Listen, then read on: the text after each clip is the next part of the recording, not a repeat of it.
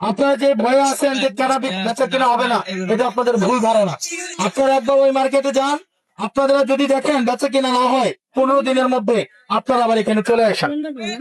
এখন ওই মার্কেটটা পরিচিত করানোর দায়িত্ব আমাদের। আপনারা সবাই ফুটপাতের দোকানদার ভাইয়েরা, আপনারা সবাই আগামী 3 দিনের মধ্যে আপনারা ওখানে চলে যাবেন। আর যদি না যান, তাহলে ম্যাজিস্ট্রেট যদি কোনো আইনগত সিদ্ধান্ত নেয়, এই সিদ্ধান্তের বিরুদ্ধে কিন্তু আমাদের কিছু করার থাকবে না। আপনারা ভালো থাকবেন। 3 দিন পরে আপনারা হচ্ছে চাঁদাবাজি যেমন অপরাধ, ফুটপাত দখল করা ঠিক একইভাবে অপরাধ। আমরা চাঁদাবাজি নির্মূল করতে পেরেছি। আমরা চাঁদাবাজদের বিরুদ্ধে যেভাবে জিরো টলারেন্স থাকবে, একইভাবে ফুটপাত যারা দখল করে তাদের বিরুদ্ধে কিন্তু আমাদের জিরো টলারেন্স থাকবে।